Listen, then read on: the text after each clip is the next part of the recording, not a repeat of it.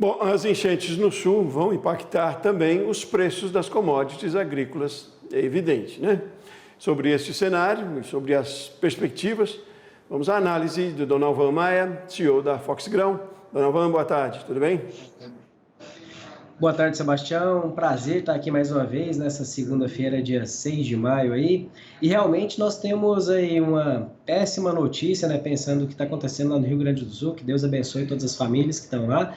Mas, por outro lado, a gente sabe que no mundo de oferta e demanda, e a gente tem boatos e fatos, e é o que acontece realmente, ou as perspectivas do que pode acontecer, movimentam os mercados, né? Então, a gente tem alguns pontos para a gente analisar, por exemplo, que é a questão do acompanhamento aqui da nossa oferta e demanda. A gente está vendo agora, Sebastião, o preço exatamente agora de soja. A última vez que ele chegou a bater nesse patamar foi no dia 24 de janeiro, tá? $12,34. Só que isso não tem a ver só com o Rio Grande do Sul, tá, Sebastião?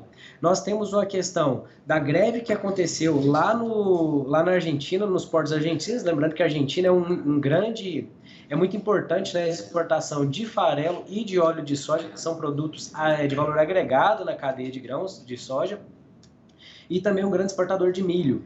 E aí culminou da gente ter esse problema nos portos argentinos, e agora a gente tem um problema na safra do Rio Grande do Sul, que a gente não sabe o tamanho do problema que vai ser. Porque o que acontece, Sebastião? Nós falamos, inclusive, aqui às segundas-feiras, acho que uns 3 meses atrás, foi o seguinte: a safra brasileira não seria tão impactada na diminuição dos números, porque no ano passado a gente teve um problema muito grande na Argentina de safra e a gente teve um problema no Rio Grande do Sul.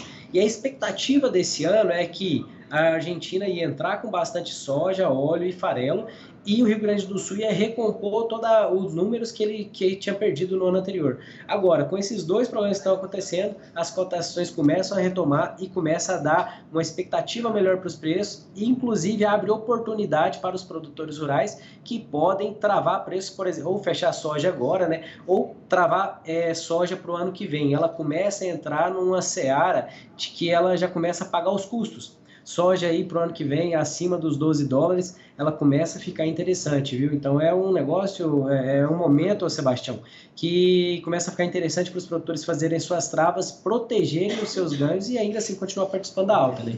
Mas muito produtor já travou? Você tem essa informação? Não, muito pouca gente, para te falar a verdade, viu? Segue retraído, só que o ponto que a gente observa agora é o seguinte: a gente tem uma safra muito pouco comercializada lá na frente, mas os produtores estão com mais medo. Então a procura está maior. A gente viu, por exemplo, o KCl caindo bastante, os adubos fosfatados que caíram, mas agora andando de lado. E a gente tem a expectativa do seguinte: se o produtor não tomar cuidado e ficar esperando demais para fechar, o tiro pode sair pela culatra, porque a gente pode ter aumento nos preços da logística, e isso pode reverter em custo e aumento de preço para ele. Então, assim, nesse momento agora está um momento muito interessante, e a gente está começando a ver o movimento dos produtores rurais querendo já começar a fazer um fechamento, e a gente espera que o fechamento de barter, o travamento antecipado para a próxima safra, deve ser maior do que a do ano passado. Mas o impacto maior, então, é da situação da Argentina, né? Porque no Rio Grande do Sul a gente tem ainda uma parte para ser colhida, mas é parte mais da metade sul que não foi tanto atingida, né? O impacto maior no mercado futuro é por conta da Argentina. Sebastião, tem dois fatos. Quando a gente analisa o mercado futuro, na verdade, o mercado futuro ele só fala de expectativa. A resposta dele é de oferta e demanda, mas não oferta e demanda que está acontecendo, é uma expectativa de oferta e demanda. E a gente fala muito no mercado financeiro, agro, que ele precifica no boato e ele corrige no fato. Então, como a gente está falando de mercado futuro, a especulação, ela reina nesse momento.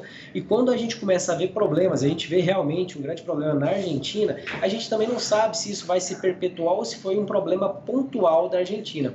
Ainda tem algumas reuniões dessa semana para a próxima semana, um projeto de lei foi para o Senado, estão tentando negociar lá na Argentina, mas não sabe se vai ter realmente mais problemas nos portos argentinos. Então, a especulação e o medo de não conseguir ter esse produto faz os preços subirem, inclusive os prêmios subirem. E aí, quando a gente olha para o Rio Grande do Sul, não quer dizer só em relação a afetar, até porque a gente tinha uma expectativa de redução da safra brasileira.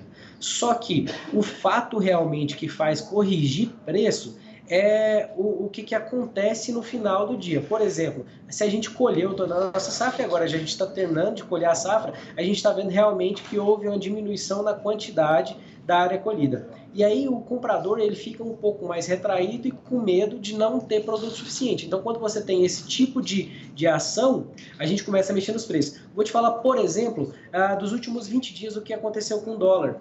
Não aconteceu nada demais no mundo para que o dólar variasse de 5,8 para 5,30. Agora ele voltou para 5,8.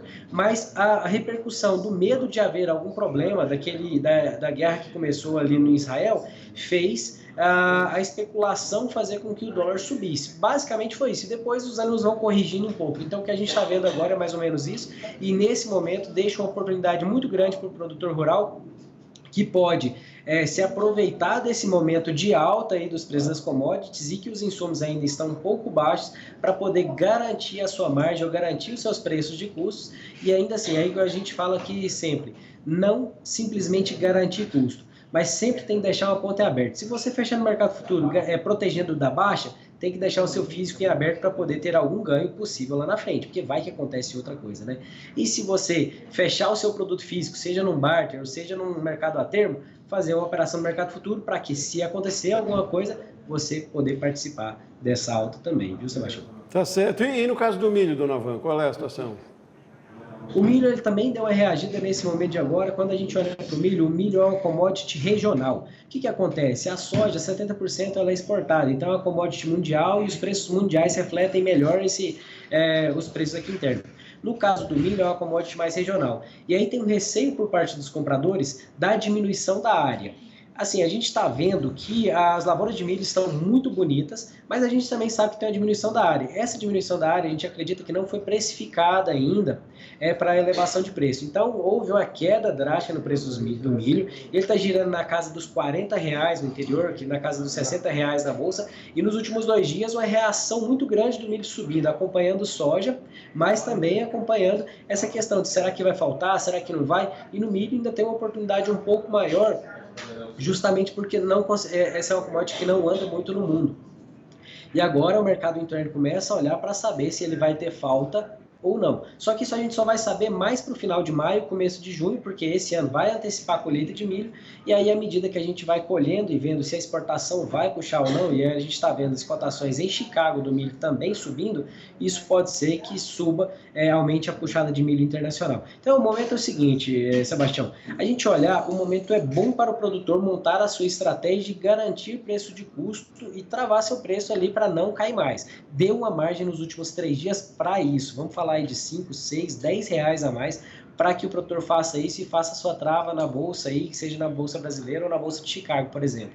Então assim, esse momento é um momento de atenção, mas que o produtor participe, mas que dê um fôlego para que ele não tenha prejuízo no ano que vem, caso as produtividades sejam médias, como a gente vem vendo nos últimos 5 anos, né? Salvo alguns problemas pontuais.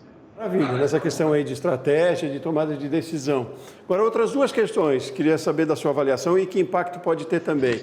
A questão de logística, trazendo lá para o Rio Grande do Sul, por conta da estrutura toda que foi afetada, se isso também pode afetar o mercado de alguma maneira, se chega nos preços também, de entrega disso, de chega desses produtos aos portos, e qualidade também, voltando lá até para a soja, né? Soja muito úmida e há um grau de exigência aí da China, principalmente, né? Isso vai afetar em que ponto, o quanto? A expectativa é que afete sim, Sebastião, e quando a gente fala aqui basicamente para produtores rurais, concorda?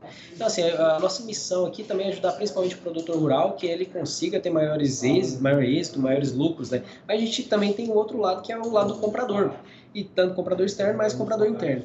E tanto no medo que tem de abastecimento, se vai ter ou não, esse ponto da qualidade que você falou e da logística, pressiona o comprador para se antecipar e trazer esse produto para dentro de casa. Como eu falei, é igual nos fertilizantes, se as compras deixarem para ser feitas muito em cima, e a gente não sabe como vai ser a chuva esse ano, porque clima é aquele negócio, é uma incógnita sempre, né? Se a gente deixar apertar muito a comercialização e apertar muito a logística lá para o final, pode ser que esses preços elevem os custos e prejudique o produtor rural. Então, nesse momento que tem que fazer estratégia, aproveite as altas que estão acontecendo e faça sua logística, porque realmente o Rio Grande do Sul é um estado muito importante, a gente sabe que tem muita soja lá, tem muita industrialização de soja, então vai ter um problema de logística lá embaixo, lá no sul do país, então o produtor ele deve começar a se organizar mais. A gente sabe que a chegada ali no Porto de Paranaguá, Porto de Santos, mas já está começando a ficar apertado. A gente está em maio, mas produtor que se organiza aí em junho, julho, agosto, começa a se organizar para ter todos esses insumos dentro de casa, e aí não pode competir muito com a descida, às vezes, do grão, né? Que isso faz o preço do frete subir. E preço de frete subindo, ele diminui a competitividade de toda a cadeia, tá, Sebastião? Tem mais essa questão ainda. Tá bom, a gente volta a conversar na próxima semana, né? Dona Alvan Maia, CEO da Fox Grãos, obrigado por hoje. Um grande abraço, que Deus abençoe nossa safra, uma boa semana a todos.